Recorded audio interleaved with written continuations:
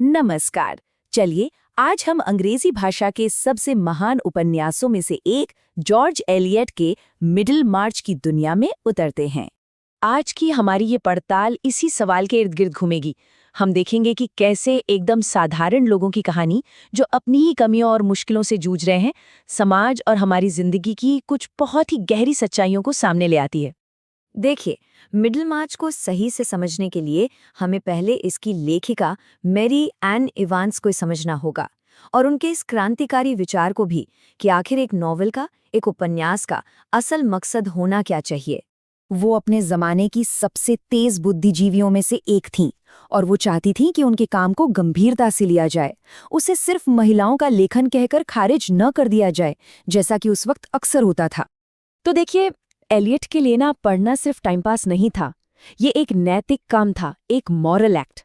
उनका मानना था कि एक अच्छा उपन्यास वो बस कहानी नहीं सुनाता, वो पढ़ने वाले को मतलब हमें दूसरे लोगों के जीवन को अंदर से समझने का मौका देता है, उनकी नज़रों से दुनिया को देखने में मदद करता है।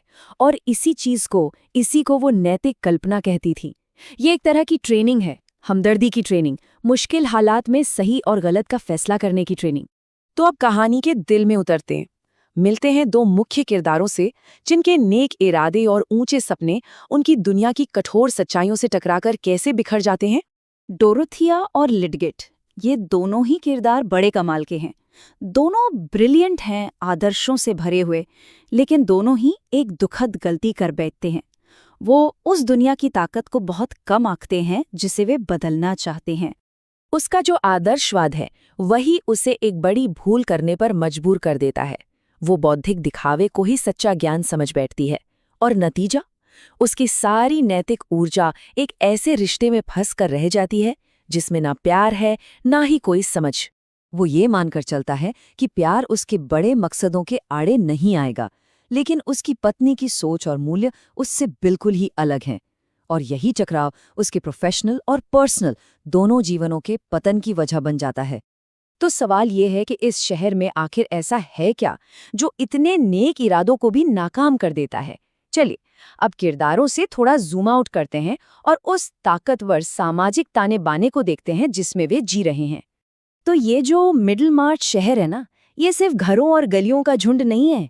सोचिए, ये एक जिंदा सिस्टम की तरह है जहां कोई भी अकेला नहीं है, कोई भी अलग थलग नहीं। यहाँ हर कोई एक दूसरे से बंधा हुआ है।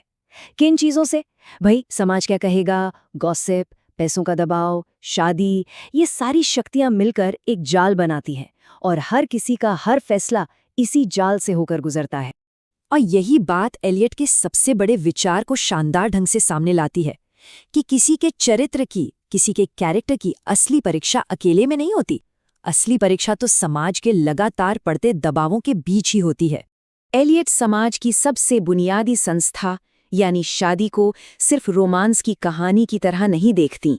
उनके लिए ये एक कसौटी है, एक भट्टी है जो किसी इंसान के असली चरित्र को बाहर लाती है और उसे एक नया आकार भी देती है। अच्छा, अब इन दो शादियों को देखिए जरा। एक तरफ हैं डोरोथिया और कासाबॉन और दूसरी तरफ लिडगेट और रोज़ामंड। यहाँ साफ दिखता है कि दोनों मामलों में जो भ्रम था, जो इल्यूजन था, वो असलियत से कैसे टकराता है। डोरोथिया ने क्या सोचा था कि उसे एक महान बौद्धिक साथी मिलेगा, मिला क्या? एक इमोशनल जेल। और लिडगेट, उसने सोचा था कि उसे एक ऐसी पत्नी मिलेगी जो उसके सपनों में उसका साथ देगी, पर उसे मिली एक ऐसी साथी जिसकी दुनिया ही अलग थी। और नतीजा ये हुआ कि इन शादियों ने उनके नैतिक विकास को, उनकी ग्रोथ को ही रोक दिया, उन्हें कॉम्प्रोमाइज करने पर मजबूर कर दिया। लेकिन डोरोथिया और लिडगेट की बिल्कुल उलट फ्रेड विंसी और मैरी गार्थ का रिश्ता एक अलग ही तस्वीर पेश करता है। उनका ये शांत सा रिश्ता हमें बताता है कि असली नैतिक विकास बड़े बड़े आदर्शों से नहीं, बल्कि सब्र, विनम्रता और एक दूसरे की प्रैक्टिकल समझ से आता है। तो सबसे जरूरी बात यह है कि उपन्यास खत्म कैसे होता है, किसी बड़ी शानदार जीत के साथ नहीं, बल्कि एक सार्थक जीवन की असली प्रकृति पर एक बहुत ही शांत और गहरे बयान के साथ। एलियट जानबूझकर किसी एक हीरो की जीत वाले विचार को नकार देती हैं, और वो ऐसा इसलिए करती हैं ताकि वो एक ज्यादा बड़ी और शक्तिशाली बात कह सकें कि असल में जीवन का मूल्य कहाँ छिपा है। और ये है इस उपन्यास का वो मशहूर निष्कर्ष ये कहता है कि दुनिया में सबसे बड़ी भलाई किसी महान काम से नहीं आती, बल्कि साधारण लोगों के उन शांत, ईमानदार कामों से आती है जिन पर शायद ही कभी किसी की नज़र जाती है। मिडिल मार्च आज भी एक मास्टरपीस इसीलिए है क्योंकि ये हमें सफलता का मतलब प्रसिद्धि या बड़ी बड़ी उपलब्धियों में खोजना नहीं सिखाता, बल्कि अपनी सीमाओं के भीतर मुश्किलों के बावजूद एक अच्छा और दयालु जीवन जीने के लगातार संघर्ष में खोजना सिखाता है। ये हमें याद दिलाता है कि एक साधारण से दिखने वाले जीवन में भी एक असाधारण मूल्य हो सकता है।